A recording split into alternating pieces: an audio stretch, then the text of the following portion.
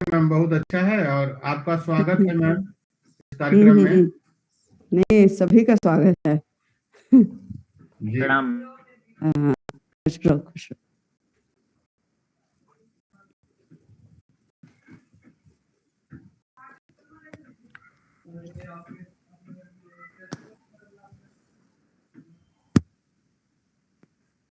Ma'am नमस्ते। हाँ नमस्ते। कौन है? अच्छा, आशुतोष। जी मैम। हाँ, अभी चल रहा है ना तुम लोगों का? हाँ जो पहले के लोग जुड़े हुए थे वो सब अभी भी हैं जुड़े हुए? जी मैम बिल्कुल। चलो, बहुत अच्छी बात है।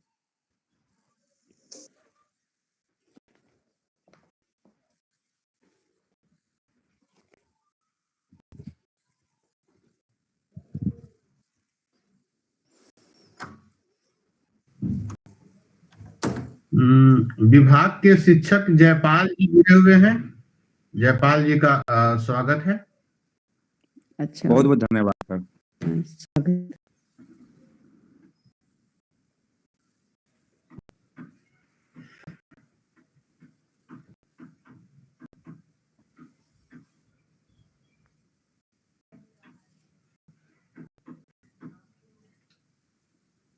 अंबिकेश, आप भी कैमरे पर आ जाइए अब।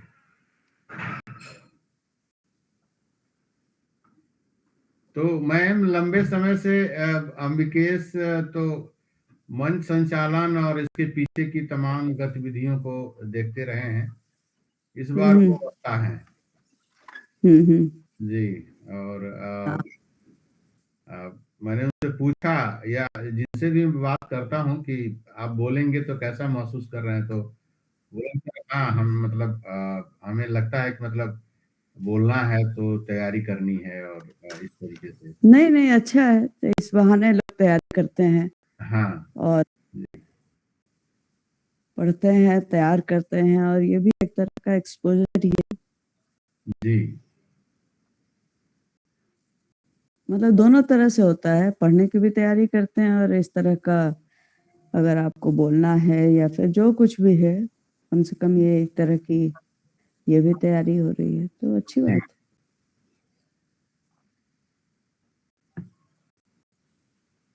तो हमारे ये कॉलेज के ही हैं ये बच्चे या बाहर के भी हैं? कॉलेज के ही हैं, और जो लोग एमए में यहाँ से चले गए हैं, और कुछ अमिकेश के साथी भी हैं। हाँ। जी। और हम लोग दूसरे कॉलेज का मैम करते हैं, जैसे पिछले हाँ। दिनों में प्रोग्राम, एक तो रांची विश्वविद्यालय में उपेंद्र आए थे, और इलाहाबाद विश्वविद्यालय का शोधार्थी था, वहीं के वक्ता थे।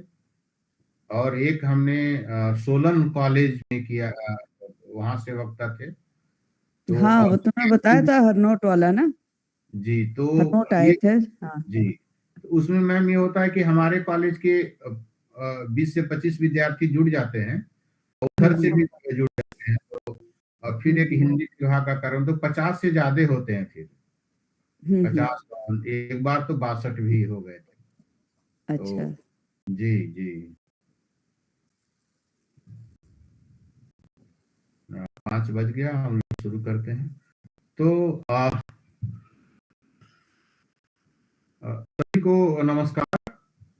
जैसा कि आपको विदित है कि आज स्नातक विद्वान व्याख्यान श्रृंखला का यह 11वां व्याख्यान है, और आप लोगों को बताते हुए खुशी हो रही है कि इस व्याख्यान के मुख्य वक्ता अंबिकेश द्विवेदी जी हैं, जो स्नातक तृतीय वर्ष दयाल सिंह कॉलेज हिंदी विभाग के विद्यार्थी हैं।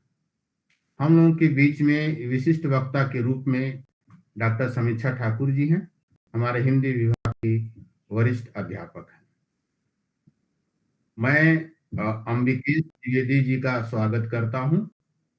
मैं डॉक्टर समीक्षा ठाकुर जी का स्वागत करता हूं। विभाग के शिक्षक डॉक्टर जयपाल सिंह जी का मैं स्वागत करता हूं। सभी लोग जो जीएसटीएस से जुड़े हुए हैं और सुनने वाले हैं, इसमें भाग लेने वाले हैं, मैं उन सभी का स्वागत और अभिनंदन करता हूं। मैं आपको बताना चाहूंगा कि आज इस कार्यक्रम के संचालन की जिम्मेदारी कोमल और काजल को है। तो आगे कार्यक्रम को बढ़ाने के लिए मैं कोमल को ये जिम्मेदारी देता हूं। इसके पहले मैं बताना चाहूंगा कि मन्नू भंडारी की कहानी यही सच है पर चर्चा होगी। आज के जो राजनीतिक हालात हैं, मुझे महसूस हुआ कि इस कहानी पर चर्चा की जानी चाहिए और इसके तमाम कोणों पर, इसके तमाम पहलुओं पर हम लोग बातचीत करें। विद्यार्थी कहानी का आस्वाद करते हुए भी तमाम समाजशास्त्री और राजनीतिक पहलुओं की ओर भी वो जाएंगे। तो इसी के साथ मैं कोमल का स्वागत कर रहा हूं और मंच कोमल को सुपुर्द कर रहा हूं आगे का कार्यक्रम को बढ़ाने के लिए। जी कोमल। जी धन्यवाद सर। सभी को शुभ संध्या। स्नातक विद्वान व्याख्यान श्रृंखला के 11वें व्याख्यान सत्र में आप सभी का बहुत बहुत स्वागत है। मैं सर्वप्रथम जीएसटीएस के संस्थापक डॉक्टर राजेश राव सर का हार्दिक अभिनंदन करती हूँ। आज की हमारी विशिष्ट वक्ता समीक्षा ठाकुर मैम का स्वागत करती हूँ और आज के वक्ता अंबिकेश द्विवेदी जी का भी हार्दिक अभिनंदन एवं स्वागत करती हूँ। साथ ही हमारे साथ जुड़े सभी श्रोतागण एवं पाठक का भी बहुत बहुत स्वागत है। मैं इस व्याख्यान सत्र की शुरुआत में अंबिकेश द्विवेदी जी के परिचय से शुरू करती हूँ। अंबिकेश द्विवेदी जी, आप रीवा मध्य प्रदेश के मूल निवासी हैं। साहित्य पढ़ने में आपकी गहरी रुचि है। गुनाहों का देवता उपन्यास आपका सबसे अधिक प्रिय उपन्यास है। इसे ही पढ़कर आपके मन में साहित्य के प्रति रुचि बढ़ी और आपने हिंदी ऑनर्स करने का निश्चय किया। पढ़ने के साथ ही आप कविता लेखन में भी करते हैं। आपकी कविता स्थानीय पत्रिका सीमांचल की हिंद चेतना एवं दिल्ली विश्वविद्यालय की विभिन्न पत्रिकाओं में प्रकाशित हो चुकी है। वर्तमान में आप दिल्ली विश्वविद्यालय के दयाल सिंह महाविद्यालय में हिंदी विषय के तृतीय वर्ष के छात्र हैं। अंबिकेश द्विवेदी जी, आपके व्याख्यान के लिए आप आमंत्रित हैं।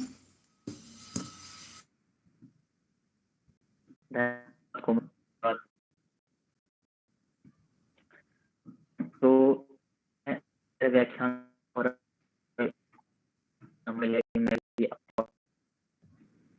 धन्यवाद। तो अब हम शुरू करते हैं। तो सबसे पहले हम थोड़ा लेखक के बारे में जान लेते हैं। मन्नू भंडारी जी का जन्म असली नाम था, जो मूल नाम था वो था महेंद्र। मन्नू भंडारी उस दौर की लेखिका हैं।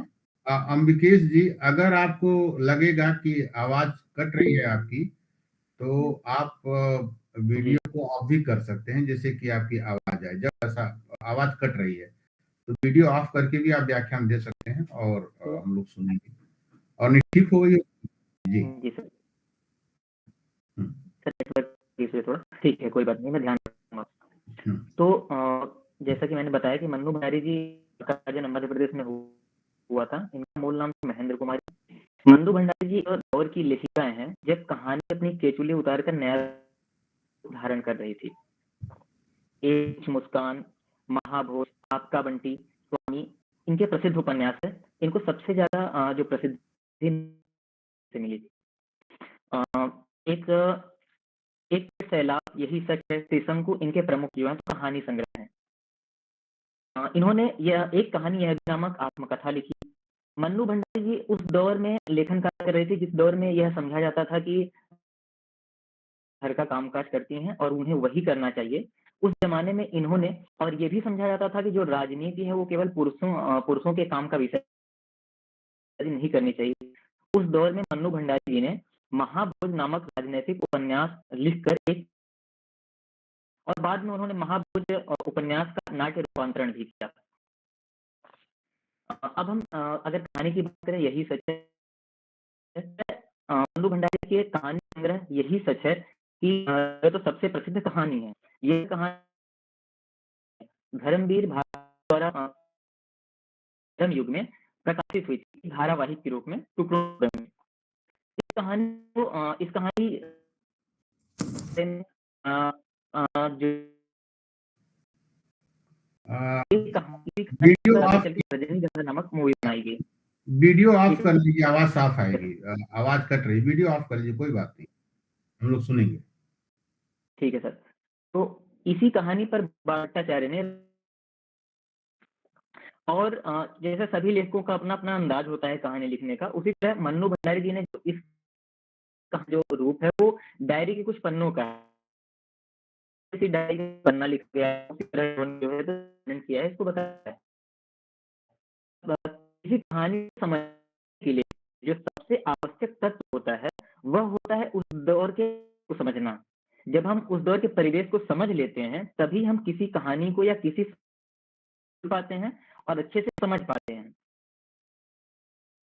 इस कहानी के दौर को, इस कहानी के परिवेश को समझें, इस कहानी के काल को समझें जब ये लिखी गई थी, तो हमें ये पता चलता है कि ये कहानी 60 के दशक में लिखी गई थी। ये कहानी तब लिखी गई जब कहानी अपना परिवेश बदल रही, जब कहानी अपना स्वरूप बदल रही थी। यानी कि 60 के दशक में 1950-55 के जो है तो शुरू हुआ था। और ये है कि उस दौर के पहले यानी 1950 के पहले जो कहानियां लिखी जाती का लगा हुआ होता था वो यथा, लेकिन उसमें घटना की बाहुल्यता होती थी, प्रधान है जगत होता है, ज्यादा विस्तृत होती थी वो कहानियां। 19 बाद जब नया आंदोलन शुरू हुआ, नई कहानी का आंदोलन शुरू हुआ, उसके बाद से जो कहानियां हुई वो आत्म केंद्रित होने लगी, यानी अंतर केंद्रित होने लगी और व्यक्ति के अंतर जगत को खोलने लगी और अंतर जगत का चित्रण करने लगी। अब हमें ये भी समझना होगा कि ऐसा हुआ क्यों अचानक से। तो जैसा हम सबको पता है कि 1947 में भारत आजाद हुआ, भारत को आजादी मिली, उसके तुरंत बाद से सामाजिक और आर्थिक जो स्थितियां हैं वो बहुत बदली, बहुत ज्यादा बदली। और उन सबका जो प्रभाव पड़ा था वो सबसे ज्यादा पड़ा था मध्य वर्ग पर। और पढ़ने के बाद जो साहित्यकार, उन्होंने इस दौर के जो साहित्यकार थे, उन्होंने जो मध्य वर्गीय जीवन, उसके त्रासदी, अकेलेपन, बेरोजगारी और पारिवारिक विघटन को साहित्य और उस पर उन्होंने लिखना शुरू कर दिया। इसी परिणाम है कि उस दौर के बाद आंदोलन हुआ, उनमें से हमें ये ऐसे जो है तब ज्यादातर देखने को मिलते हैं। मन्नू भंडारी जी स्वयं कहती हैं कि पुरुष लेखकों की प्रेरणा तो उनकी प्रेमिकाएं होती हैं, कुछ नहीं है, बस आसपास की घटना, व्यक्ति, माहौल ही लिखने को प्रेरित करता है। मतलब उन्होंने खुद ये स्वीकारा था कि जैसे अन्य लेखकों का या अन्य साहित्यकारों का अपना अपना प्रेरणा कहाँ से मिल रही है, लेकिन उन्होंने खुद ये बताया कि वो लिखती हैं के आसपास जो घटित होता है उसी को लिखती हैं। और इस कहानी की तो जो मूल समस्या है वो केवल दीपा की व्यक्तिगत समस्या नहीं है, बल्कि वो उस समय के तत्कालीन मत। और अगर हम आज के संदर्भ में भी देखें तो आज के संदर्भ में भी प्रासंगिक है बिल्कुल। अब ये जो इसमें समस्या दिखाई गई है, मध्य वर्ग की समस्या थी, और जो है तो उनको हम क्रमवार तरीके से उन पर विचार करते हैं।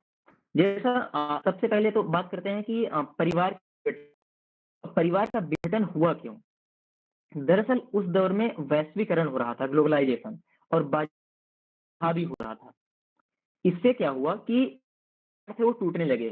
उसका मुख्य कारण ये था कि जैसे पहले जो था हमारा देश कृषि प्रधान था, तो किसानी करते थे, उसमें ऐसा होता था कि लोगों को एकजुट रहता था। जो संयुक्त परिवार हुआ करता था उसका मुख्य कारण एक साथ मिलकर काम करते थे, अगर वो संयुक्त ना रहते तो वो कोई काम अपना कर ना पाते। लेकिन जैसे ही वैश्वीकरण और बाजारवाद आया, पूंजीवाद आया, से जो नया वर्ग समाज में आया, मध्य वर्ग, उसको काम करने के अपने घर से दूर जाना पड़ा। जब वो घर से दूर हुआ तो उसी के बाद परिवार का विघटन जो है तो वो शुरू हो गया। अब इसको इस कहानी में अगर हम देखें तो ईरा के पास जब दीपा जाती है तो ईरा उससे कहती है कि भाई कमाल के लोग हैं।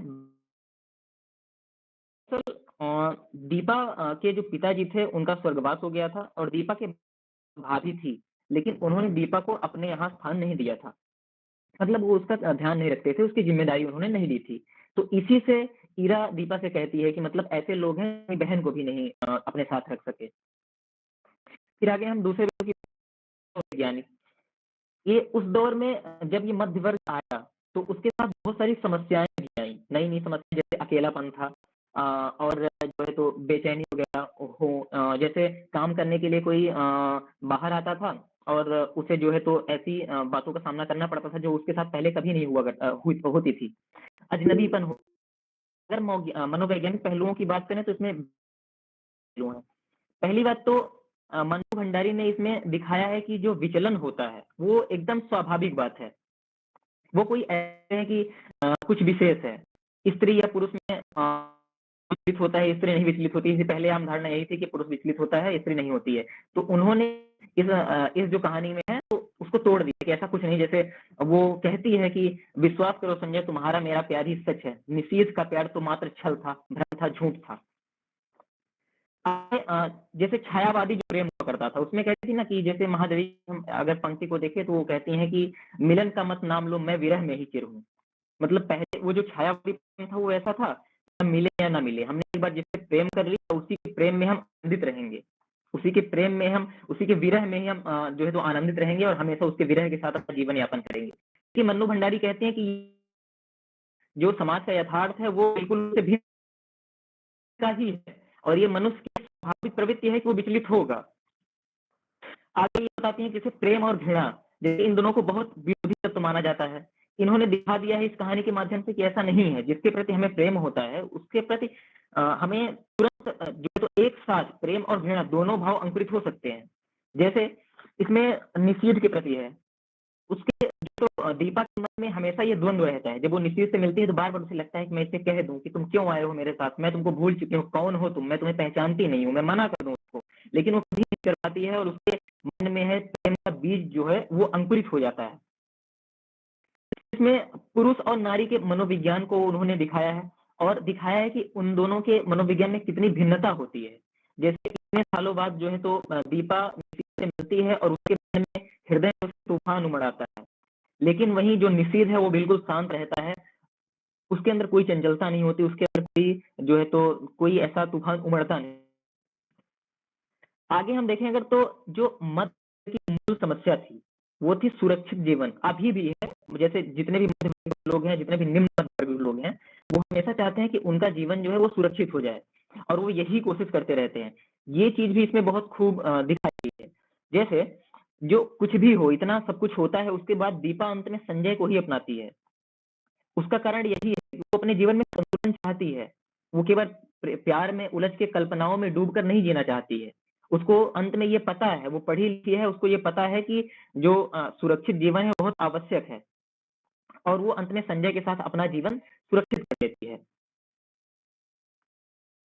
इसके बाद अगर हम अकेलेपन को इसमें देखें तो जैसे जो दीपा और संजय का प्रेम था वो अकेलेपन के कारण ही नहीं होता, तो वो प्रेम नहीं अंकुरित होता सकते हैं। जैसे दीपा निषेध से प्यार करती है जब वो पटना में होती है, लेकिन जैसे ही निषेध के साथ उसका अनबन हो जाता है, दोनों अलग हो जाते हैं, तो वो अकेलापन महसूस करती है, लेकिन वो अकेलापन उतना ज्यादा में नहीं होता है। लेकिन पिता की मृत्यु हो जाती है, उसके बाद हो जाता है क्योंकि उसके भाई और भाभी भी और उसे कानपुर आना पड़ता है और कानपुर में रहते हुए उसे संजय से हो जाता है। वो कहीं ना कहीं वो अकेलापन भी था जो अपने जीवन में महसूस कर रही थी, जिसके कारण उसने पुनः निषेध के बाद दोबारा संजय से प्रेम किया।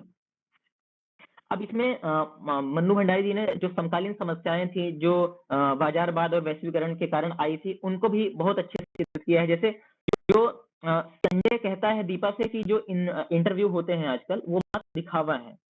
अगर इंटरव्यू हमें कोई नौकरी चाहिए, इंटरव्यू को अच्छे से करना है तो हमें इन्फ्लुएंस की जरूरत होगी। तो ये चीज मन्नू जी इसमें दिखाना चाह रही हैं कि कैसे बाजारवाद और वैश्वीकरण के कारण कैसे भ्रष्टाचार फैला था और केवल जो है तो रोजगार पाता था जिनके पास इन्फ्लुएंस होता है। ईरा कहती है कि आजकल जो 150 नौकरी है उसके लिए भी मिनिस्टर तक से फोन लगवाया जाता है। मतलब बेरोजगारी की चरम अवस्था थी उस समय कि 150 की नौकरी के लिए भी मिनिस्टर से फोन लगवाया जाता था। फिर आगे जो मध्य वर्ग आया और पूंजीवाद आया, इसके कारण समस्या एक उत्पन्न हुई थी मध्य वर्ग का शोषण, जो उसे सुबह 10 से 5 तक अपने जो कार्यालय में जाना पड़ता था और वहां उसका शोषण होता है। वो इसमें बखूबी चित्रित किया गया है कि कैसे संजय जब भी दीपा से मिलने आता है वो अपने ऑफिस में जो उसके कलह टाइप का होता है, जो उसमें लड़ाइयाँ होती हैं, झगड़े होते हैं, उनसे तंग होता है। वो कहता है कि दीपा तुम्हें नौकरी मिल जाएगी तो हम लोग कलकत्ता चले जाएंगे और वहां से चलेंगे। तो इस चीज को भी उन्होंने इसमें बखूबी चित्रित किया है। वो जो अकेलापन था उसमें उन्होंने दिखाया कि कैसे निषीद के चले जाने के बाद मेरे जीवन में एक विराट शून्यता आ गई थी, एक खुलापन आ गया, तुमने उसकी पूर्ति की, तुम पूरक थे, मैं गलती से तुम्हें प्रियतम समझ बैठी। इस बात से यह सिद्ध हो जाता है कि उसका जो था वो केवल पूरक था और अकेलापन का पूरक था। आगे हम अगर इस कहानी को स्त्री इस जरिए से देखें, जो मुझे लगता है कि सबसे महत्वपूर्ण पहलू इसका वही है, हमें ये पता चलता है कि जो मनोवैज्ञानिक जैसे जो स्त्री के लिए नैतिकता बनाए गए थे और संस्कार बनाए गए थे, इनका जो बंधन था वो इस कहानी में था। इसको हम इस तरह से समझते हैं कि जैसे पहले ये माना जाता था जो स्त्री है उसे पतिव्रता होना चाहिए, जो स्त्री है उसे वो कोई किसी और से प्रेम नहीं कर सकती, एक ही पुरुष से उसे दिया गया था और उस के कारण उसे देवी साधारण मनुष्य से ऊपर उठाया गया था। केवल उसके शोषण में था। महादेवी की ये कहानी प्रेम की भी हो सकती है और जो है तो मध्यवर्गीय जीवन की है, लेकिन असल में जो ये कहानी है वो स्त्री को मनुष्य साफ करने की है। इस कहानी के माध्यम से मन्नू भंडारी जी यही दिखाना चाहती हैं कि जो स्त्री है वो साधारण मनुष्य है, वो विशेष नहीं है, वो भी पुरुषों की तरह विचलित हो सकती है, उसके अंदर भी मन में उसके उथल पुथल आता है, वो भी किसी और पुरुष से प्रेम कर सकती है। ऐसा जरूरी नहीं है कि उसके संदर्भ में यही हो, केवल पुरुष ही विचलित होता है, वो भी किसी एक पत्नी के होते हुए दूसरी पत्नी से विवाह कर लेता है, दूसरे लेता है। घटना समाज में थी जिसका इन्होंने इस जो कहानी में खंडन किया है। दरअसल जो 60 का दशक था जब नई कहानी आई थी, उस दौर में जो महिला साहित्यकार थी, उन्होंने एक आंदोलन की तरह इस बात को छेड़ा था कि जो स्त्री देह है, मन है, स्त्री चार है और ये जो सामाजिक बंधन है, बंधनों से स्त्रियों को मुक्त होना चाहिए। और एक ऐसे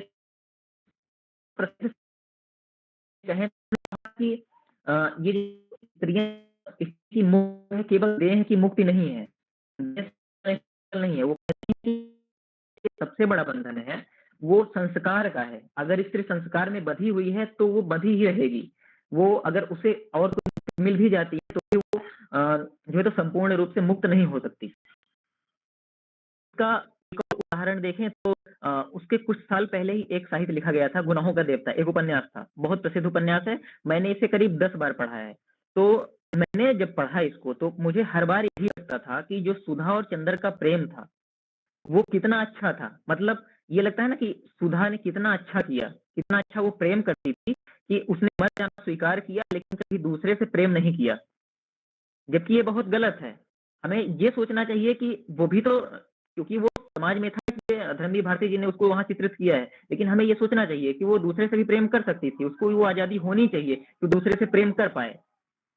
इन्हीं संदर्भों में मनु भंडारी अलग है। अन्य साहित्यकार जहां ऐसा चित्रण करते थे, जहां उन्हीं जो है तो रूढ़िवादी विचारों को स्थापित करते थे कि नहीं, स्त्री का प्रेम जो है तो इस लेवल का होना चाहिए और ये उच्च दर्जे का प्रेम होता है, इन सब बातों को मन्नू भंडारी अपने कहानियों में, अपनी रचनाओं में खंडित करती हैं और बताती हैं कि ऐसा बिल्कुल नहीं। जो है तो आम मनुष्य है, वो भी हर तरह से सोच सकती है और हर तरह से चुनाव कर सकती है। आगे इसमें एक और पहलू है कि जब इंटरव्यू के लिए दीपा निशीथ के साथ जाती है टैक्सी में, तो टैक्सी का भाड़ा निशीथ दे देता है, जिसपे जो दीपा है वो उसको बहुत बुरा लगता है ये, और वो पश्चाताप करते हुए कहती है कि टैक्सी के पैसे मुझे देने चाहिए थे, पर अब क्या हो सकता है। चुपचाप हम दोनों अंदर जाते हैं, मैं अपने आप को सबकी नजरों से ऐसे बचा कर चलती हूँ मानो मैंने कोई अपराध कर डाला हो। यही जो में आ रहा था, यही स्त्री के, नारी के आत्मनिर्भर होने को दर्शाता है। वह अब दिखा रही है कि वह परतंत्र नहीं रहना चाहती है, वह भी स्वतंत्र होना चाहती है। वो अपना अपना जो भार है वो खुद उठा सकती है, उसे किसी अवलंबन की जरूरत नहीं है, वो खुद से अपना पैसा देगी। तो मन्नू भंडारी जी की विशेषता यही है कि वो अपने साहित्य के माध्यम से स्त्री को एक अलग नजरिए से दिखाती हैं और बताती हैं कि वो मनुष्य है, उसे साधारण मनुष्य ही समझा जाए, उसे विशेष ट्रीटमेंट देने की कोई जरूरत नहीं है। धन्यवाद सर, अपना वक्तव्य खत्म करूंगा।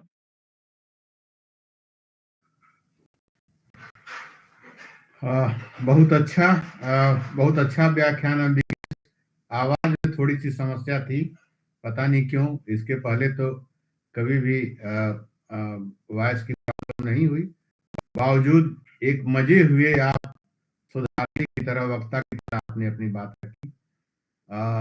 इस कार्यक्रम में अभी हिंदी विभाग की शिक्षिका संगीता जी जुड़ी हुई हैं, मैं उनका स्वागत करता हूं।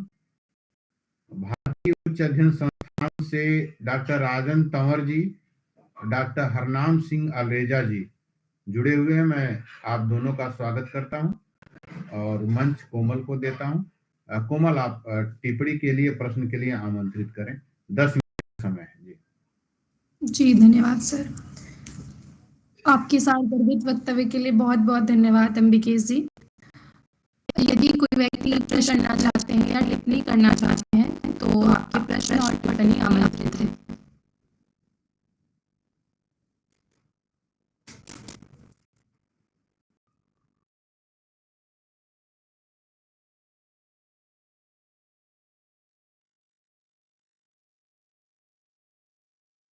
जी अंबिकेश जी।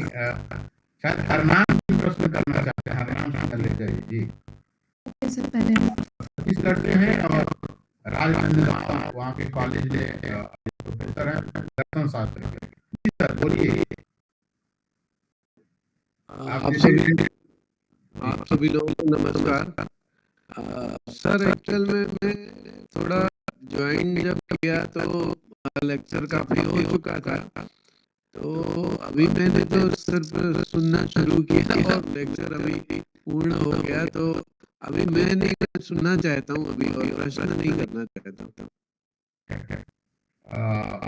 रेजिडेंट था तो मुझे लगा कि प्रश्न मैं ही शुरू करता हूँ। अंबिकेश, मन्नू भंडारी की कहानियों में जो स्त्री है और गुनाहों के देवता की जो स्त्री पात्र है, तो आपने उसका तुलनात्मक चित्रण भी किया है अपने वक्तव्य में। और जैसा कि आपके परिचय में भी यह बात है कि गुनाहों के देवता से आप बहुत प्रभावित हैं, तो क्या मन्नू भंडारी की कहानियों को पढ़ने के बाद और उनके स्त्री पात्रों को देखने के बाद आप कौन से स्त्री पात्र के साथ जाएंगे और क्यों जाएंगे? आपके दिल के करीब कौन सी स्त्री पात्र? जी सर, धन्यवाद। सर, मैंने जैसा कि बताया कि मैं करीब 10 बार गुनाहों का देवता पढ़ चुका हूँ और हर बार मुझे यही लगता था कि सुधा बहुत अच्छी प्रेमिका है और सुधा की जैसी ही प्रेमिका होनी चाहिए। तब शायद मेरी चेतना का इतना विकास नहीं हुआ था। बाद में जब मैंने और साहित्य पढ़ा तब मैंने जाना और समझा कि नहीं, ऐसा नहीं है। हमें उनको भी बराबर की स्वतंत्रता देनी चाहिए कि वो भी चुन सके और उन्हें केवल ऐसे बंधन में नहीं जकड़ देना चाहिए कि वो किसी और से प्रेम नहीं कर सकती, केवल एक ही से प्रेम करें। ये उनकी व्यक्तिगत स्वतंत्रता है कि वो किससे प्रेम करना चाहती है। वो एक से करना चाहती है, एक से अधिक से करना चाहती है। तो मैं तो मन्नू भंडारी जी के इस पाठ्यक्रम की ओर जाऊंगा।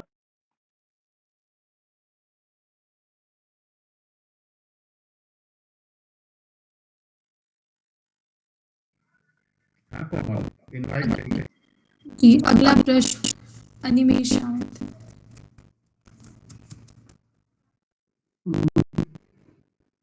मेरा यह प्रश्न है कि सबसे पहले तो अंबिकेश को धन्यवाद कि उन्होंने इस तरह से कहानी को खोल कर रखा, कहानी की पृष्ठभूमि को बताया है और पृष्ठभूमि के बताने के साथ साथ कहानी जिस समय लिखी गई उस समय की धारणाओं को भी बताया, अभी जो चल रही है उसके बारे में बताया। कहानी जो लिखी गई है वो इस चीज की ओर संकेत करेगी और आपके पूरे वक्तव्य में संकेत मिसिंग। अगर आप वो संकेत बताएं तो कहानी और अच्छे तरीके से चल पाएगी। धन्यवाद।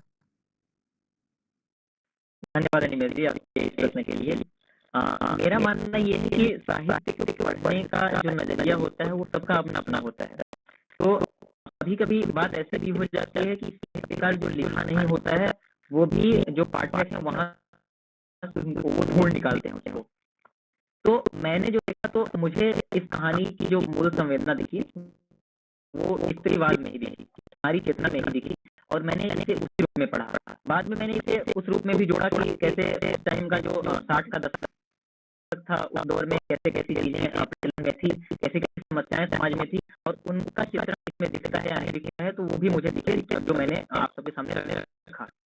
बाकी अगर ऐसा कोई छूट गया है जो मैंने नहीं कर दिया, तो मैं आपसे यही निवेदन करूंगा कि कृपया आप उस पर प्रकाश डालें। धन्यवाद। अब इसी मैं एक बात कहना चाहता हूँ, जिस तरह से प्रश्नोत्तर प्रारंभ हुआ, तो गुनाहों के देवता का जो स्त्री पात्र है, आपके हिसाब से उसमें नारी चेतना का विकास नहीं हुआ है, या उसका जो त्याग है वो उसका स्वतंत्र चयन नहीं था? ये मैं आपसे जानना चाहता हूँ। जी सर, धन्यवाद। सर, मुझे ऐसा लगता है कि जो उसमें नारी पात्र है, उसने उस समय तो अपनी चेतना से ही वो किया है, मतलब वो निर्णय जो भी उसने किया वो किया, लेकिन मुझे ये लगता है कि उसकी चेतना जो विकसित हुई है वो समाज से है, और समाज में ये होता है कि जो स्त्री है उसे पतिव्रत होना चाहिए, या फिर वो किसी दूसरे से प्रेम नहीं कर सकती है, तो उस मन में हमेशा ये भर जाता है, उसके दिमाग में ये चीजें घुस जाती हैं, बैठ कर जाती हैं कि नहीं, मुझे ऐसा ही बनना है। उसके सामने ये आदर्श स्थापित हो जाता है कि मुझे ऐसा ही बनना है, और वो अपने जीवन में उसी का जो है तो अनुसरण करना चाहती है। मैं बस यही इसीलिए मैं उसको गलत मानता हूँ, और मन्नू भंडारी के नारी चरित्र को ज्यादा जो वरीयता देता हूँ।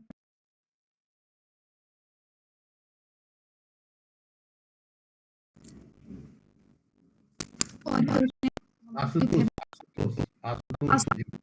जी। नमस्ते सर।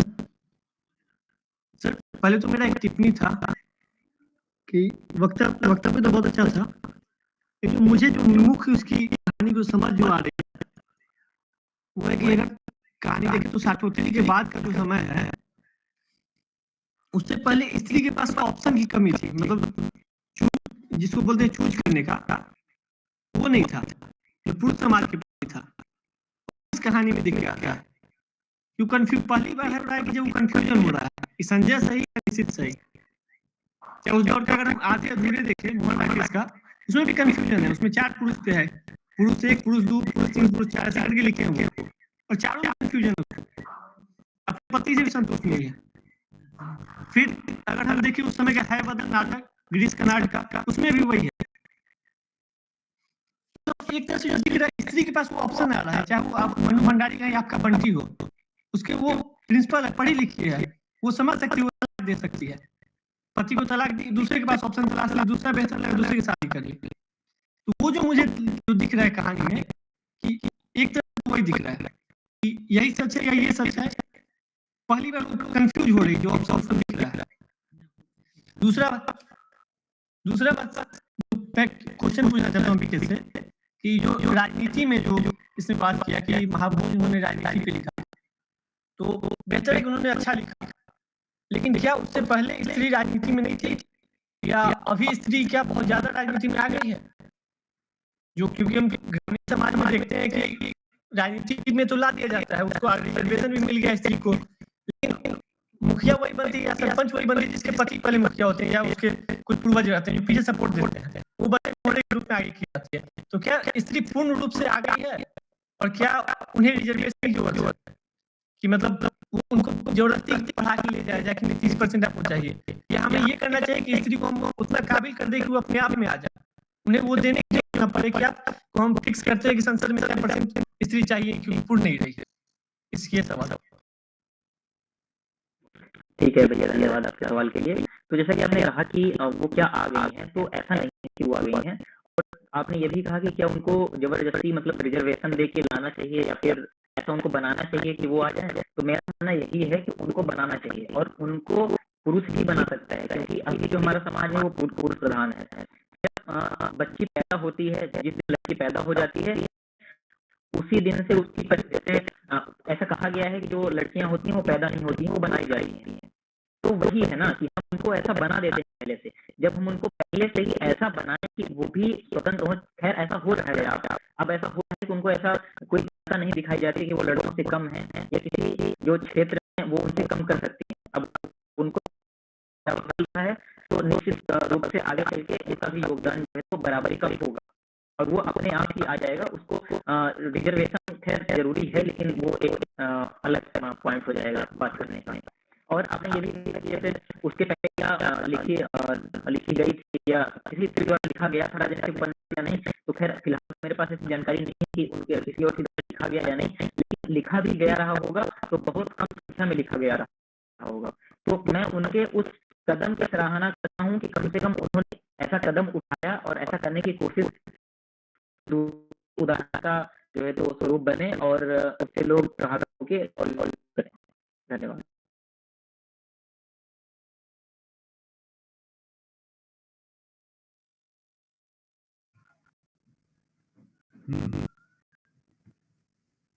जी, और कोई एक अभी एक क्वेश्चन और या टिप्पणी समय है एक क्वेश्चन या टिप्पणी के लिए, और कोई करना चाहता है या प्रश्न करना चाहता है?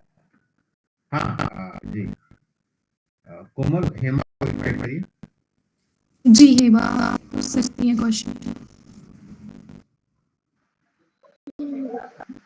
मौका देने के लिए बहुत बहुत धन्यवाद। मेरा सवाल ये है कि आपने जैसा कि आप एक तरफ कहते हैं कि जो इसने स्त्री चेतना का है, तो आप कह रहे हैं कि वो लड़की इतनी खुद समझदार है कि वो आत्मनिर्भरता की बात करती है वहां पे, और अभी आप दूसरे तरफ कह रहे हैं कि लड़कियां पैदा नहीं होती, पैदा होती हैं, बट उनको हम बनाते हैं कि उनका जो सोच है वो किस तरह से होता है। तो क्या स्त्री चेतना पर जब आप बात कर रहे हैं तो स्त्री चेतना आप दोनों तरफ से, ये तो कंट्रोवर्सी हो जाता है। क्या आप नहीं इसका जवाब दे सकते हैं? धन्यवाद, आपके प्रश्न के लिए धन्यवाद। आपको शायद समझने में समस्या हुई या फिर मुझे समझाने में समस्या हुई। देखिए, मैं केवल उस बात को यहाँ बताना चाह रहा हूँ कि जो हमारा समाज है वो स्त्री को बना देता है। मैं इसका विरोध कर रहा हूँ कि स्त्री बनाई नहीं जानी चाहिए। मैं ऐसा उसके पक्ष में बिल्कुल भी नहीं हूँ कि स्त्री बनाई जाती है तो अच्छा होता है। मैं चाहता हूँ कि आत्मनिर्भर बने, और जो अभी समाज में आम धारणा है कि स्त्री को बना देते हैं कि स्त्री कैसा पहनावा पहनेगी या फिर स्त्री क्या क्या करेगी, क्या क्या नहीं करेगी, ऐसा निषेध लग जाता है पैदा होने के बाद से ही। मैं कहता हूँ कि ऐसा निषेध हमें नहीं लगाना चाहिए, और मैं ये भी कह रहा हूँ कि अब धीरे धीरे ये निषेध घट रहे हैं और एक समय के बाद ये बिल्कुल घट जाएंगे।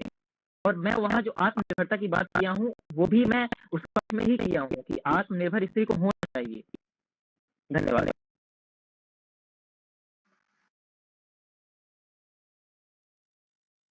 और अंतिम क्या हरनाम सर, आप कुछ कहना चाहते हैं? आपने रेज हैंड किया है। अग्रेजा सर, ठीक है, ऐसे ही।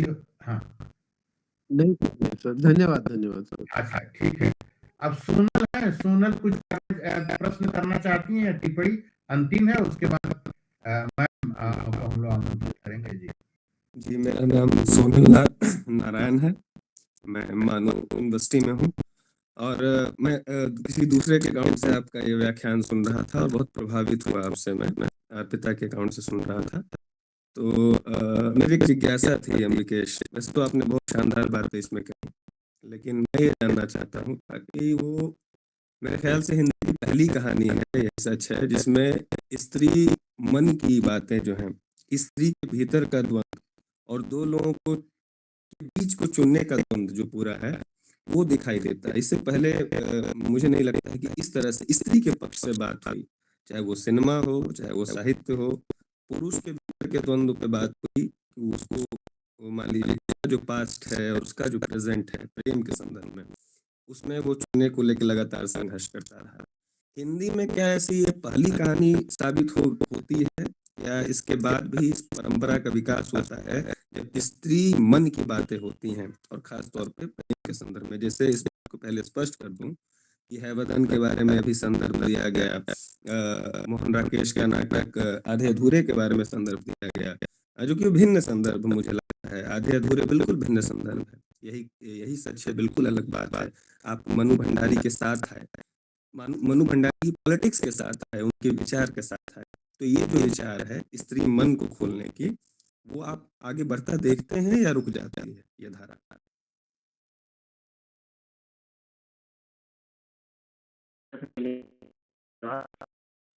हाँ, अम्बिकेश जी। मैं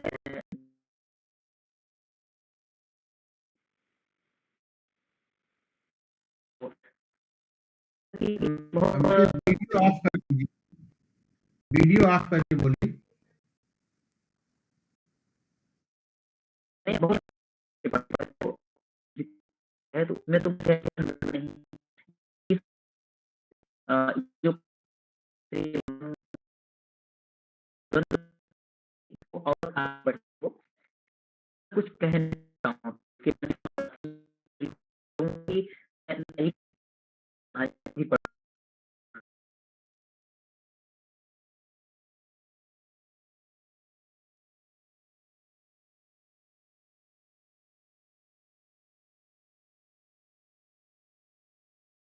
आवाज में कुछ समस्या, मुकेश की आवाज नहीं आ रही है। हम लोग फिर से इस पर अंतिम में चर्चा करेंगे। सर, क्या नाम आपने बताया? सोनल जी? मेरा नाम सोनल नारायण है सर। ठीक है, ठीक है जी जी।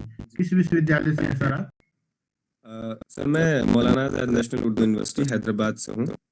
ओके ओके ओके जी, स्वागत है जी। हम लोग इस प्रश्न पर आगे भी चर्चा करेंगे। मुकेश की वॉइस में कुछ प्रॉब्लम आ रही है, तो काजल, शुक्रिया कोमल, मैं काजल को आमंत्रित करता हूं, कार्यक्रम को आगे बढ़ाएं और समीक्षा मैम को वो इनवाइट करें। धन्यवाद सर। शुभ संध्या। PSTS के 11वें स्नातक विद्वान व्याख्यान श्रृंखला का विषय प्रसिद्ध कथाकार भंडारी की कहानी यही सच है पर की विशिष्ट वक्ता डॉक्टर समीक्षा ठाकुर मैम हैं। मैम आप दिल्ली विश्वविद्यालय के दयाल सिंह कॉलेज प्रातः के हिंदी विभाग में पिछले 28 वर्षों से अध्यापन का कार्य कर रही हैं। प्रकाशित कृतियों में रामचंद्र शुक्ल की समीक्षा सिद्धांत और गीता रहस्य, रामचंद्र शुक्ल के इतिहास की रचना प्रक्रिया, आलोचक नामवर सिंह के साक्षात्कारों का संपादन, कहना ना होगा, बात बात में बात, तुम्हारा नानू, नामवर सिंह के पत्र पुत्री के नाम का संकलन संपादन, स्वयं प्रकाश की कहानी संग्रह, एक खूबसूरत घर का संपादन। इसके अतिरिक्त विभिन्न पत्र पत्रिकाओं में लेख प्रकाशित है। आज की इस परिचर्चा में आपका स्वागत है।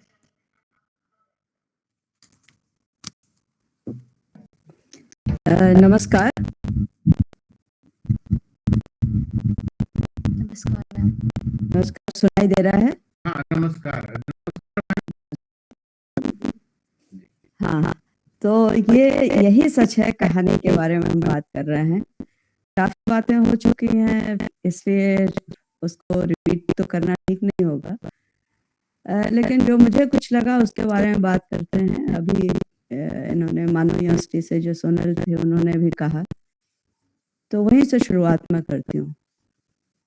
ये मुझे भी ऐसा लगता है कि ये शायद पहली कहानी होगी जिसमें स्त्री के मन को इतनी सहजता से, इतनी सरलता से खोल करके सामने रखा है, उसके द्वंद्व को भी रखा है। सिर्फ द्वंद्व ही नहीं है बल्कि उसकी, जिसको हम कहें कि अब वो द्वंद्व भी व्यावहारिकता की ओर जा रहा है, इसकी तरफ भी मनु जी ने इस कहानी में हमारे सामने रखा है।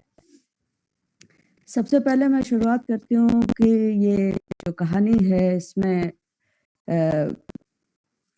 2 शहर मुख्य रूप से हैं, कानपुर और कलकत्ता, और बीच में एक बार बस एक लाइन में पटना का नाम आता है। तो ये जो शहर है सिर्फ शहर ही नहीं है बल्कि शहर भी जो अपनी भूमिका निभाते हैं वो भी, और किस रूप में प्रयोग किया है ये भी हमें थोड़ा देखना होगा, क्योंकि ये उस दौर की कहानी है जिसमें कि खासतौर से उत्तर प्रदेश और बिहार के लोग कलकत्ता की तरफ या छोटे शहरों से बड़े शहरों की तरफ नौकरी के लिए जा रहे थे। जो शुरुआत है उसमें ही मनोज जी ने ये साफ कर दिया, स्पष्ट कर दिया है कि जो आर्थिक स्वतंत्रता है वो ही स्त्री की स्वतंत्रता का कारण बनेगी, जिसमें वो साफ साफ कहते हैं कि स्त्री की भी अपनी पसंद नापसंद होगी, नए शहर में रहना, नौकरी करना, अपना जीवन साथी चुनना, ये सब अगर संभव हो पा रहा है तो आर्थिक स्वतंत्रता के कारण ही हो रहा है। नौकरी कर रही है इसलिए उसमें संजय के द्वारा कहलाया गया है कि आजादी से तुम घूम फिर सकती हो, और मतलब उसमें एक तरह से संकेत दिया जा रहा है कि ये जो स्त्री है वो स्वतंत्र स्त्री है, इसलिए इसका निर्णय या जो कुछ भी है वो उसका स्वतंत्र है, उसका अपना है, सेल्फ मेड, जिसको हमारी ये जो स्त्री है ये सेल्फ मेड है, अपनी शर्तों पर संसार और अपने परिवार, उसके बाद बारे में नहीं पूछा जा रहा है, सिर्फ एक लाइन कर रहे हैं वो भाई भाभी मेरे पिता का मारे थे, मदद नहीं किया, सिर्फ इतना ना संकेत किया, बाकी ब्यौरे में भी जाती नहीं, इसका जो पारिवारिक संघर्ष था, सामाजिक संघर्ष था, क्या उस तरह का जो जिसको कहते हैं ना कि फोकस बहुत क्लियर, उनको ये दिखाना है, ये बताना है, और उसी पर उन्होंने सारा का सारा ध्यान केंद्रित किया है। अब हम इसके आगे जब हम बढ़ते हैं तो हमें लगता है कि वो जो दीपा है, जो इस यही सच है कि मुख्य किरदार है, मुख्य पात्र है, वो अपनी शर्तों पर जीवन जीना चाहती है। वो उसकी जो शर्त है वो एक समय तक वो संजय से प्रेम करती है, लेकिन संजय को भी वो की जो चीजें नहीं पसंद है साफ साफ कहती है मुझे चीजें अच्छी नहीं लगती, और अच्छी इसलिए नहीं लगती हैं कि वो भी उसके अंदर भी जहां भी वो देखती है कि ये जो पुरुषवादी सोच है या पुरुष का अहंकार है या छेड़ना है या दुखती रग पर हाथ रखना है, वहीं वो तुरंत उसको वो ऑब्जेक्ट करती है, तुरंत उसका प्रतिकार करती है, और वहीं उसका जिसको हम कहते हैं ना कि उसका मन खराब हो जाता है कि ये भी वही जानबूझ करके ये उसका नाम इसलिए लेके आ रहा है कि उसको पता है कि इस व्यक्ति से अतीत जुड़ा हुआ है, जिस अतीत से वो भागना चाह रही है, बार बार वो अतीत उसके सामने आकर के खड़ा हो जाता है। तो इसलिए उसके सामने उसके लिए ये बताने के लिए मनु जी ने एक जिसको हम कहें कि काल्पनिक कथा का या काल्पनिक स्थिति का सहारा लिया है कि प्रेम का द्वंद्व है और दो पुरुष हैं और दोनों बिल्कुल एक दूसरे से जुदा है, एक दूसरे से बिल्कुल दोनों का व्यवहार अलग अलग है। एक इसके साथ भी कहती है, इतनी समझदार स्त्री भी है कि वो जानती है कि 18 साल की एक जो पुरुष है उसके साथ जो उसका प्रेम का संबंध था वो 18 साल के समय 18 वर्ष की उम्र का था, और ये परिपक्व उम्र का है। तो इसलिए 18 वर्ष का प्रेम भी कोई प्रेम होता है, वो साफ उसको उसके लिए तर्क गढ़ती है या तर्क देती है, और जो वर्तमान का प्रेम है चूंकि वो समझदार हो चुकी है, परिपक्व उम्र का प्रेम है, इसलिए वो उसमें वो साफ कहती है कि इसमें मनु जी ने बड़ा विस्तार से इसमें लिखा है, बताया है कि इसमें कितना स्थायित्व होता है, गंभीरता होती है, व्यावहारिकता होती है, समझदारी होती है। तो उसके तर्क उन्होंने बताए हैं कि जैसे ही व्यक्ति थोड़ा सा मैच्योर होता है, परिपक्व आचरण की जो चीजें हैं वो बदल जाती हैं, वो अलग हो जाती हैं। तो इसलिए वो सामने साफ साफ रखती है कि ये जो भावुकता है यथार्थ में बदल चुका है। यथार्थ यानी कि जिसको हम कहें कि कहानी में बार बार आता है सचमुच, सच, सच्चा, यथार्थ, ये शब्द बार बार प्रयोग होता है, और यही कहानी की एक तरह से स्थापना भी है कि सच क्या है, यथार्थ क्या है, सच में क्या है, सच्चाई क्या है, जीवन की सच्चाई क्या है, जीवन का यथार्थ क्या है, ये शायद बताने के लिए उन्होंने ये हमारे सामने रखा है। और वो दिखाने की कोशिश ये करती हैं, बताती हैं कि दो प्रेम या दो तरह के उसके संबंध हैं, एक निशीथ और दूसरा संजय। वो अजीब स्थिति है कि दीपा निशीथ से मिलती है तो संजय को याद करती है, संजय निशीथ में जो नहीं है वो संजय में देखने की कोशिश करती है, और जब संजय के को याद करती है तो निशीथ में जो है वो संजय में देखने की कोशिश करती है। तो ये एक तरह से इसकी ओर हमें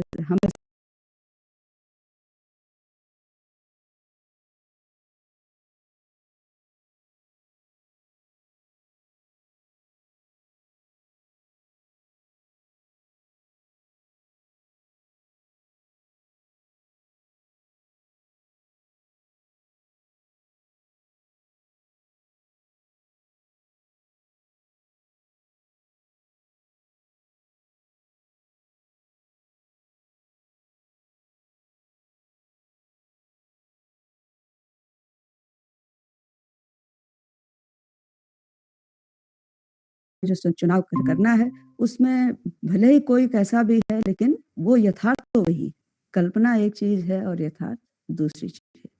तो इसलिए वो ये निश्चित में बार-बार सब कुछ के बावजूद भी किसने मेरा अपमान किया, इसने संबंध तोड़े, बताया तो होता, ये सब चीजें, और उसके बाद जब उससे मिलती है तो वो चीजें व्यवहार के स्तर पर वो देखती है। बहुत सारी आपने पहले से आप पूर्वग्रह पाल लेते हैं या आपके मन में होता है, लेकिन जब आप किसी के सामने जाते हैं तो असल में वही हमारे सामने प्रामाणिक होता है कि आप व्यवहार क्या करते हैं।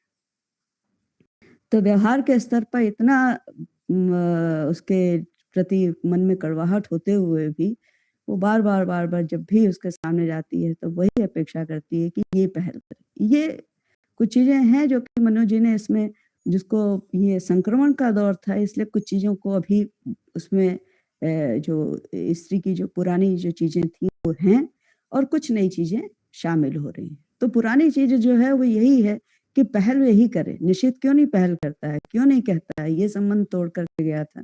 क्यों नहीं कहता है कि हाँ उसने गलती की, एक बार वो माफ़ी माँग दे या एक बार वो कह दे कि हाँ उसने गलत किया, तो शायद ये हो सकता है कि उसका विचार बदल जाए या ऐसा हमें संकेत मिलता है। दूसरी तरफ जो पुरानी चीजें हैं वो ये एक निश्चितता की भी बात है कि बार-बार जब भी निश्चित के सामने जाती है कि ये मत सोचना कि अगर मैं तुमसे यदि कोई ऐसी बात होती है या कुछ ऐसा होता है तो मैं तुम्हारे आगे उचित अनुचित जो चेष्टा के आगे मैं आत्मसमर्पण करती कि यूँ करती। तो वो बार-बार एक निश्चितता की इस तरह की बात आती है कि ये मत सोच समझो मैं एकनिष्ठ हूँ। निश्चित के साथ हूँ तो निश्चित के साथ हूँ, संजय के साथ हूँ तो संजय के साथ हूँ। ऐसा कुछ इस तरह का आभास जैसा लगता है। इसके साथ मुझे एक चीज़ और लगती है कि ये मनोज जी इस कहानी में हमें आज जिसकी हम बात करते हैं कि स्त्री को अपने स्पेस की आवश्यकता है। भले ही उसके लिए बहुत ज़्यादा उसके बारे में नहीं कहा है इस कहानी में, लेकिन एक दो जगहों पर यहाँ पर दिखाई देता है कि उसे अपना स्पेस चाहिए, उसे अपनी निजता चाहिए और यही उसकी इसीलिए वो कहती है कि अगर एरा का अगर पति होता तो अच्छा है कि उसका आज पति नहीं है, उसकी अनुपस्थिति में मैं अधिक स्वतंत्रता का अनुभव करती हूँ। तो उसकी एक जो निजता है, उसकी अपनी जो पसंद है कि किन लोगों के साथ रहना है, किन के साथ नहीं रहना है, ये इसमें इन्होंने बताने की कोशिश की है कि स्त्री का अपना एक नज़रिया है, स्त्री की अपनी एक पहचान है, अपनी पसंद है और जहाँ वो कंफर्टेबल है, जहाँ वो ठीक लगता है उसे वहीं पर वो उसी का चुनाव करती है। तो इसलिए ये जो कहानी है ये कई स्तरों पर हमारे सामने प्रकट होती है या खुलती है और वो है कि ये द्वंद्व सिर्फ प्रेम का द्वंद्व नहीं है, स्त्री मन का भी द्वंद्व है, स्त्री की उस समय की जो स्थिति है उसका भी द्वंद्व है कि पुरानी चीज़ों को किस तरह से कैसे उसको तोड़ना है, नई चीज़ें स्थापित करनी है, नए तरीके से जीवन जीना है। प्रेम की जो भाषा है या इसके साथ ही एक और चीज़ है अगर हम ध्यान से कहानी को पढ़ें तो मुझे लगता है कि स्त्री की नज़र से या स्त्री की तरफ से की दृष्टि से जो प्रेम का इतना वर्णन किया गया है वो शायद पहली बार ही और इतने साफ इतने सहज तरीके से किया गया है जिसमें किसी भी तरह का जुड़ाव लगाव लगता है जैसे कि हमारे आसपास की घटनाएं है और बार-बार पढ़ते हुए यही लगता है मुझे कि टी.एस. इलियट की बात याद आती है कि अतीत ही वर्तमान को प्रभावित नहीं करता, वर्तमान भी अतीत को प्रभावित करता है। तो आज भी हमें लगता है जैसे कि बिल्कुल उसी तरह की बहुत सारी स्थितियां हैं हमारे आमने सामने और ये जो कहानी है वो हमें प्रेम की कहानी से जब पढ़ी कहानी ये स्वाभिमान की कहानी कि मेरा स्वाभिमान अगर अंत तक वो पत्र भी उसको लिखती है निशीत को कि अपनी तरफ से कि थोड़ा सा पिघल करके थोड़ा सा अपने भावों को अभिव्यक्त करते हुए लिखती है लेकिन वो जब देखती है कि वहां से जब पत्र जो आता है वो बिल्कुल एकदम सीधा सरल सपाट और उसमें किसी भी भाव की तरह की भावना नहीं दिखाई देती है तो वो उसका विचार बदल जाता है। तो ये जो व्यावहारिक पक्ष है उसको प्रेम की जो का जो भावोद्गार है या उस तरह की जो चीजें हैं उसकी जगह ये प्रेम के जो व्यावहारिक है उसका चुनाव करना चाहिए। ये ऐसा लगता है कि मनु जी कहना चाहती हैं और इसीलिए वो कहती है कि जब बार बार उसकी कश्मकश होती है तो ये है कि कहीं ना कहीं उसका जो अहम है इसमें एक ये भी है कि पुरुष के अहम के बरक्स इन्होंने स्त्री के अहम को रखने की कोशिश की है इस कहानी में। इसीलिए उसमें एक पंक्ति भी आती है कि विजय के अकथनीय हालात से भर जाती हूँ।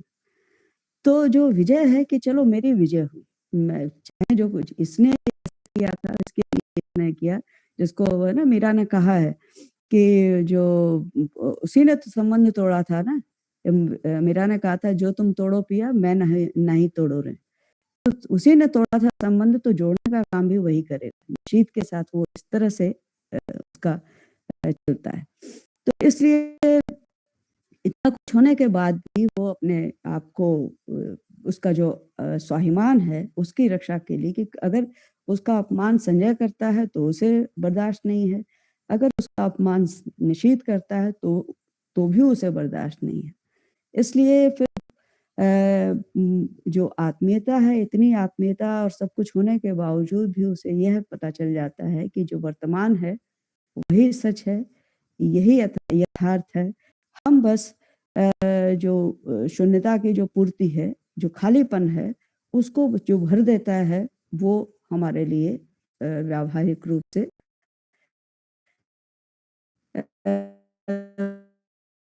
वो महत्वपूर्ण हो जाता है। उस शून्यता की पूर्ति संजय ने एक समय में की, दूसरे समय में अगर निश्चित कर रहा है तो ठीक है, लेकिन उसके बावजूद भी जो महत्वपूर्ण बात लगती है वो ये है कि मनोज जी दीपा के माध्यम से कहते हैं कि कहना, बोलना, एक्सप्रेस करना, अभिव्यक्त करना, कि निश्चित की कमजोरी है कि वो अभिव्यक्त नहीं करता है, बोलता नहीं है, और इसको जो है वो अनकही चीजों में अब विश्वास नहीं रहा। तो जो अनकहापन है उसमें है ना, एक कहीं वो कहती है कि आत्मीयता के अनकहे क्षण अनबूझे नहीं रह सकते। तो अनकहापन और अनबूझापन ये अब स्वीकार्य स्त्री को नहीं है, कि कुछ अंडरस्टूड चीजें हैं कि जो प्रेम भी कोई कहने की चीज है, या ये जो भाव है वो बताने की या कहने की चीज नहीं है, वो तो आप महसूस करते हैं तो है, लेकिन ये स्त्री कहती है कि नहीं, उसको भी कहना चाहिए। तो संजय में उसे पसंद आता है वही कि वो सब कुछ वोकल है, सब कुछ कह देता है, बोल देता है, अंदर कुछ नहीं रखता है।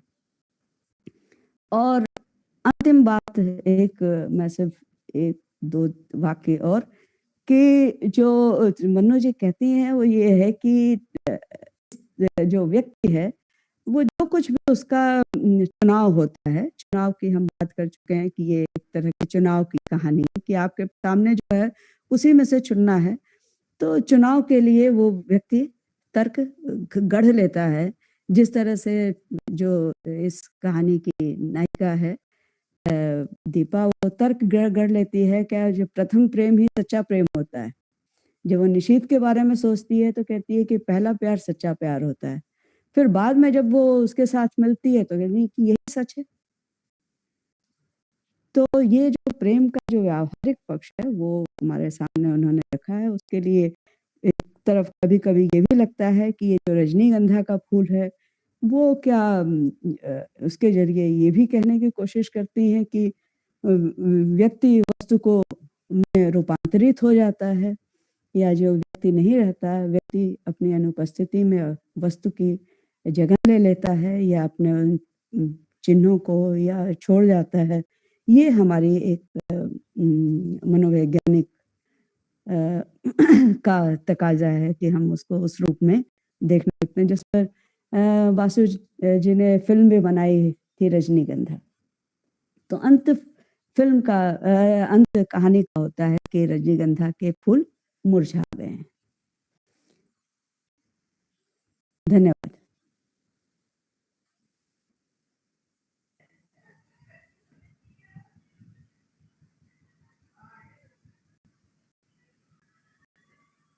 बहुत बहुत शुक्रिया मैम। और हम लोगों को कहानी को एक बार अलग अलग तरह से समझने के लिए, जिस तरीके से अम्बिकेश ने अपनी बात रखी और आपने उनकी बातों से यह सोनल नारायण जो इस आईडी से जुड़े हुए हैं, वहां से आपने बात शुरू की और कहानी के तमाम पक्षों पर आपने बात रखी है।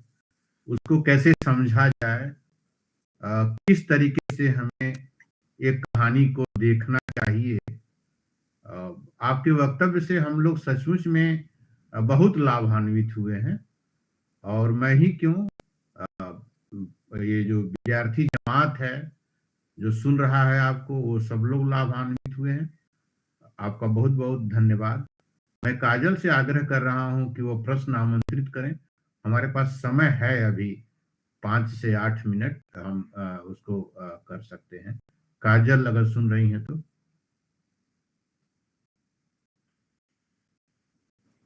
जी सर। ये किसी को अगर कोई प्रश्न पूछनी हाँ ठीक है आमंत्रित है। जी। जयपाल जी ने रेज हैंड किया, आप इनवाइट करिए जयपाल जी को।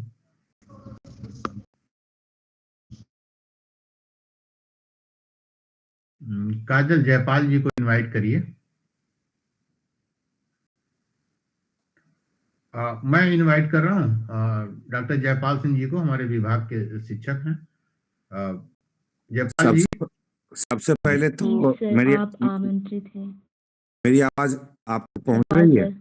मेरी आवाज आप तक पहुंच रही है? जयपाल सर, आप प्रश्न पूछ सकते हैं। मेरी आवाज आप तक पहुंच रही है, आप लोग तक? पहुंच रही है। जी जी जी जी आ रही है। सबसे पहले तो मैं बधाई दूंगा, खासकर आदरणीय राजेश राव जी को और समीक्षा मैम को, साथ ही साथ जितने बच्चे जुड़े हुए हैं। ये कहने में मुझे गुरेज नहीं है कि हमारे बच्चे बहुत प्रबुद्ध हैं और यही सच है कि बहाने कई ऐसी चीज़ों पे उन्होंने खुल के अपनी बातें रखी। अम्बिकेश द्विवेदी जी को तो पहली बार मैं सुन रहा हूँ और सोनल नारायण जी को भी मैंने देखा बीच में आए और उन्होंने बिल्कुल व्याख्यान को एक अलग दिशा देते हुए, एक अलग सकारात्मक पहलुओं से जोड़ते हुए, मोड़ देते हुए उन्होंने अपनी बात कही। और उससे बड़ी अच्छी बात लगी समीक्षा मैम की कि पूरी स्पष्टता के साथ ऐसा लगा कि कहानी की नोक को उन्होंने बहुत संयम और धैर्य से पकड़ा। देखिए, कलम चाहे कितनी भी महंगी हो, 150, 200, 500, पर अगर उसमें नोक नहीं है जिससे लिखी जाए और नोक में तीक्ष्णता नहीं हो, तो कलम भी बेकार है। मैं अपनी बात इसमें 2 वाक्य जोड़ूंगा।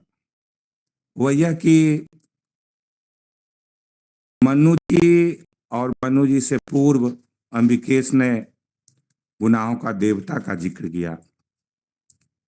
दोनों ही स्त्री पात्रों में एक तरफ भावना की प्रबलता ज्यादा है और इसमें बौद्धिकता की प्रौढ़ता ज्यादा है।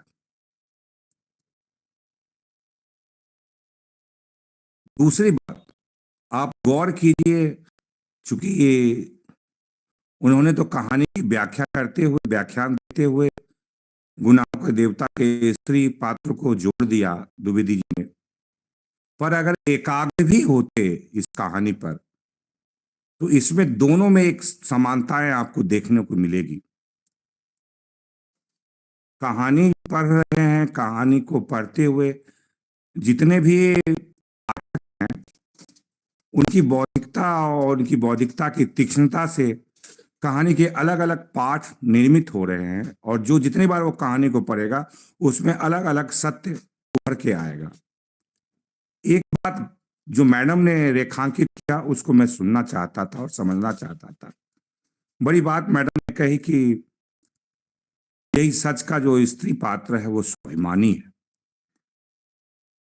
सनद रहे गौरव बोध के साथ और अपनी छवि और अपने चरित्र के प्रति बहुत ही सतर्क पात्र है।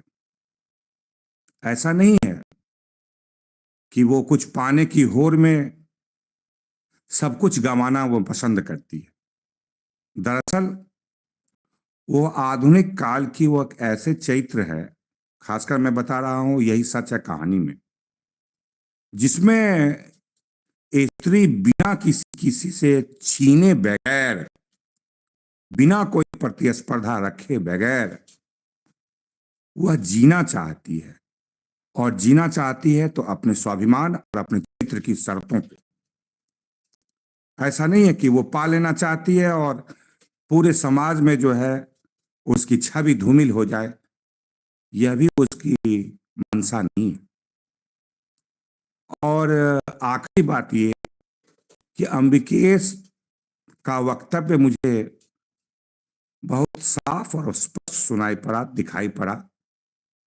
सोनल का आना बहुत जरूरी था, वो आए बीच में, और आने के बाद एक तरह से अध्यक्षीय वक्तव्य समीक्षा मैम का आया, जिससे मुझे परितोष मिला कि मैडम ने एक एक परत को और उसके हवाले से भी, विदेशी लेखकों के हवाले से भी उन्होंने स्पष्ट किया। मैं चाहता हूं कि इस तरह के कार्यक्रम आगे भी राजेश राव जी, कोमल से जुड़े हुए विद्या और तमाम जितने विद्यार्थी हैं, सब इसको जारी रखें, और कोई ऐसा अवसर बने तो किसी कहानी को आप चुने जिसपे इसी तरह नौजवान छात्रों को बुलवाएं, और अवसर मिले तो किसी छोटी सी टिप्पणी के लिए या मेरी जिज्ञासा के लिए मुझे रखिए। वैसे बीच बीच में मैं आता रहूंगा। बहुत बहुत धन्यवाद। जी, जयपाल जी, इसमें वक्ता विद्यार्थी ही चूंकि होते हैं हर बार, स्नातक से लेकर और पीएचडी तक, तो वो आपकी जो सदिच्छा है वो आगे भी, इसका मोटो ही यही है, तो आगे भी रहेंगे ही। अब हम लोग के पास समय कम है, 2 से 3 मिनट और है, तो किसी के मन में अगर कोई प्रश्न है जो मैम से करना चाहते हैं या टिप्पणी करना चाहते हैं तो आप आमंत्रित हैं।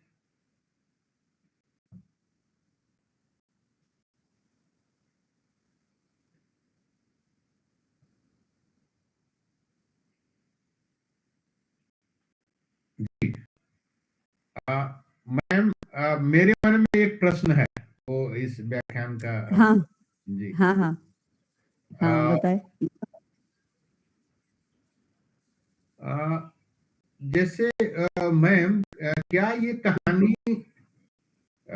जो स्थितियों की जो बात करती है कहानी, ये 18 वर्ष की उम्र और एक समझदार वय में आने के बाद का जो डिसीजन है, जो फैसला है एक स्त्री का, ये कहानी जहां से शुरू हो रही है और आपने भी इसका समापन किया कि सच और यथार्थ, यानी व्यक्ति यथार्थ पर आकर वो समझौते करता है, वो समझता है कि हमारा भला किसमें है। तो भावना और यथार्थ के बीच का कहीं ये जो पूरा जो द्वंद है, उसमें आमतौर पर क्या हम यथार्थ पे ही जाके टिकते हैं? नहीं, हाँ, हाँ, यथार्थ पर ही टिकता है। यथार्थ के साथ मुझे लगता है कि जो व्यावहारिक है, समझौता भी नहीं कहना चाहिए कि समझौता करने की तो बात नहीं, लेकिन व्यावहारिक दृष्टि से जो सही लग रहा है उसी का हमें चुनाव करना है। ऐसा इस कहानी में है कि कश्मकश है अतीत और वर्तमान में, और उन सब के बावजूद उसे जो बेहतर लगता है कि कहीं भी ऐसा तो है नहीं कि जो मेरा सपना है वो पूरा होगा, लेकिन यह जो मैं चाहती हूँ वो सब एक व्यक्ति में सब कुछ मिले, लेकिन वो नहीं मिल सकता, तो जो बेहतर है उसी का चुनाव करना है। या व्यावहारिक दृष्टि से जो मुझे इस समय ठीक लग रहा है उसी का चुनाव करना है। ऐसा मुझे लगता है कि यही सच है कि यही सामने यही सच्चाई दिखाई दे रही कि जिसने मैम नमस्कार। हाँ मैम मैं एक्चुअल में एक थोड़ी सी चीज जोड़ रहा हूँ आपके साथ, ये कि आपने कहानी में स्त्री मन और मनोविज्ञान का परत दर परत बिल्कुल स्पष्टता से आपने उल्लेख किया, और विद्यार्थियों के विचार विमर्श का मंच है, उन्हें बहुत फायदा पहुंचा। पर एक चीज मैं आपसे विद्यार्थियों के संदर्भ में ही जानना चाहता हूँ कि कोई भी साहित्यकार, जैसे मन्नू भंडारी की ये कहानी है, तो उनके अन्य आलेख कहानियों को जब हम पढ़ते हैं या संस्मरणों को पढ़ते हैं, तो ये कहानी जो है वो ऐसा लगता है जैसे उनके निजी जीवन के भोगे हुए वो छोटे छोटे क्षण हैं जिन्होंने उससे महसूस किया है। तो जो साहित्यकार है वो कहीं ना कहीं अपने जीवन के उन क्षणों को अभिव्यक्त करता है, और वो अगर सचमुच में उनको भोगा हुआ होता है तो वो कहानी जो है वो एकदम दिल को छू जाती है। तो क्या आपको ऐसा लगता है कि मन्नू भंडारी की ये कहानी जो है उनके जीवन से जुड़ी हुई, कहीं ना कहीं सारे संस्मरण जुड़े हुए लगते हैं? जो उन्होंने उन्होंने भी प्रेम विवाह किया, उनका भी जीवन जो है वो एक अलग तरह से चला, ये मैं जानना चाहता था। अच्छा, नहीं मैं हाँ बोल रहा हूँ, हाँ आप हाँ उत्तर दें इससे पहले मैं बता दूं कि भारतीय उच्च अध्ययन संस्थान में हरनाम सिंह अलेजा जी एसोसिएट है वहां पर, और हम्म, तीनों सत्रों में इन्होंने ओशो दर्शन पर अपनी बात रखी है। अच्छा अच्छा की ओ 3 किताबें मेरे पास हैं, और मैं हम्म, ओशो के बारे में मेरी जो धारणा थी, वो सर से मिलने के बाद, 1 हम्म, महीना बिताने के बाद और इनका पर्चा पढ़ने के बाद हम्म, मेरे ज्ञान में बहुत वृद्धि हुई। आमतौर पर जो अच्छा ओशो के बारे में जो जानकारी दी जाती है, और ओशो का दर्शन यानी कि संभोग से समाधि वाली पुस्तक की ही चर्चा आमतौर पर होती है, जबकि वो एक मुकम्मल दार्शनिक हैं, और हरनाम लगातार छत्तीसगढ़ में है लेकिन उन पर काम कर रहे हैं। जी मैम, आप उत्तर दीजिए, मैं जानकारी आपको हाँ दे। हरनान जी बहुत बहुत धन्यवाद। तो उषा के बारे में आपने उनका संस्मरण पढ़ा है, कांति कुमार जैन का? हाँ मैडम, कांति कुमार जैन का संस्मरण हाँ जो है उसका टॉपिक ही इतना इंटरेस्टिंग है। हाँ आध्यात्मिक बात सुनने का मजा उन्होंने दूसरी बार जो पाठकों के पत्र हैं उनका जवाब में उन्होंने लिखा है। जी तो निश्चित रूप से जो कहानीकार है या लेखक है, वो अपने आसपास के अनुभव से ही साहित्य की रचना करता है, ये तो हम जानते ही हैं। कुछ होगा उनके अंदर जरूर इसमें, लेकिन जहाँ तक मैं उनको जानती हूँ, उनके अपने निजी जीवन में ऐसा तो नहीं था। बहुत स्ट्रेट फॉरवर्ड, जिसको जैसे इस कहानी में है, जो मुझे उनका रूप इसमें दिखाई देता है, वो स्ट्रेट, बिल्कुल सीधा सीधा, कोई लाग लपेट नहीं। वो इनके जीवन में भी था, और उनके इस कहानी के जो पात्र है वो भी है। किसी जो बुरी बात लगती है सामने बिल्कुल कहनी है। जो इस कहानी में मुझे लगता है कि वो कहना चाहती हूँ, ये है कि जो कहानी का सच है, बृहत्तर सच की ओर संकेत करता है हमारे सामने। जो आधुनिकता है, जो आधुनिक स्त्री है, स्त्री का सच क्या होगा, व्यक्ति का सच क्या होगा, उसके जो द्वंद्व हैं वही उसका निर्माण करते हैं। अगर द्वंद्व नहीं होगा, जटिलता नहीं होगी, तो सच भी नहीं आएगा। सबके अपने अपने सच हैं। ये नहीं, हम नहीं कह सकते कि ये सही है और ये गलत है, ये अच्छा है या बुरा है। अच्छा बुरा और इन सब से ऊपर उठ करके हर व्यक्ति का अपना सच है, उसी के आधार पर उसको अपना चुनाव करना चाहिए। और जो चुनाव है, चुनाव से पहले जो द्वंद्व है, वो उस द्वंद्व की यातना से गुजरने के बाद ही उसको वो चुनाव करेगा, और वो अपनी शर्तों पर चुनाव करेगा। यही इस कहानी की मुझे लगता है उपलब्धि है। और उसके बारे में हमने इसके शिल्प के बारे में बात ही नहीं की, हालांकि शिल्प के बारे में बात करनी चाहिए। शिल्प की दृष्टि से भी कहानी बहुत महत्वपूर्ण है। तो मनोज जी की एक अपनी शैली है कहने की, कथा कहने की, एक अपनी शैली है उनके पात्रों के, उनकी भाषा की, एक बिल्कुल सीधी सहज एक जो लाइन है उस पर वो चलती हैं। बहुत आसानी से बहुत बड़ी बात कह जाती हैं, जिसके लिए बहुत बहुत तामझाम लोग क्रिएट करते हैं, बहुत भूमिका बांधते हैं। आपने देखा कि ये इस कहानी में कोई भूमिका लंबी चौड़ी कोई भूमिका नहीं है, सीधे उन्होंने शुरुआत कर दी है कहानी की।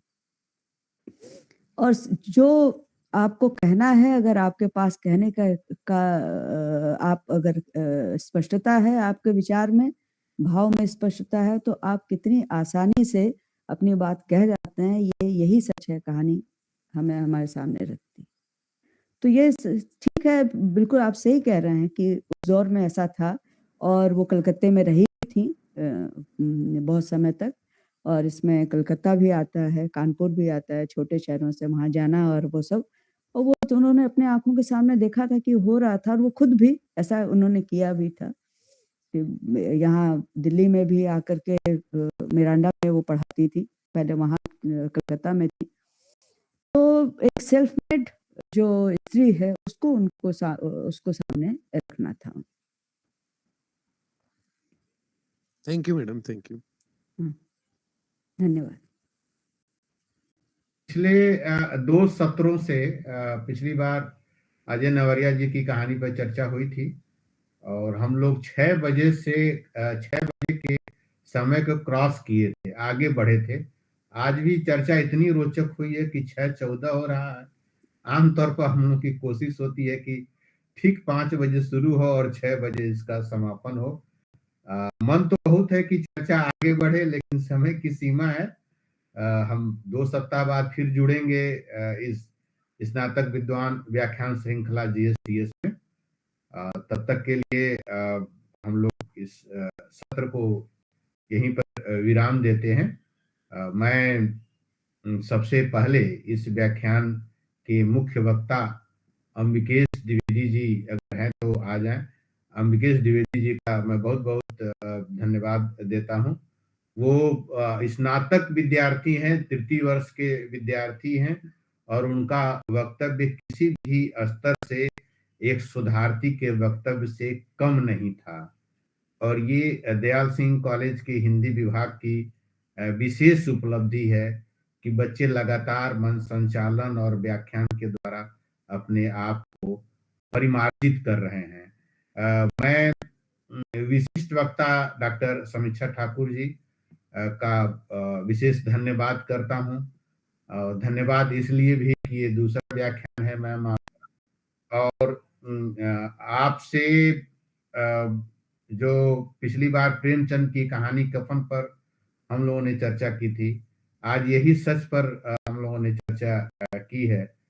और आपको सुनना, खासकर मेरे जैसे विद्यार्थी के लिए और शिक्षक के लिए भी और तमाम विद्यार्थियों के लिए भी, उन कहानी के तमाम पहलुओं पर चर्चा करते हुए और उसको पूर्णता कैसे प्रदान की जाती है, वो आपसे एकदम सीखने की जरूरत है मैम।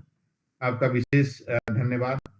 इस बार की संचालन की जिम्मेदारी कोमल और काजल को मिली थी और आप जानते हैं कि कितनी मशक्कत करनी पड़ती है। फोन करना है, परिचय मंगाना है, बार बार ग्रुप में सूचना देनी है। तो मैं कोमल और काजल को धन्यवाद देता हूं। हमारे हिंदी विभाग के साथी डॉक्टर जयपाल सिंह जी, संगीता झा जी जुड़ी हुई हैं। मैं दोनों साथियों का विशेष धन्यवाद करता हूं।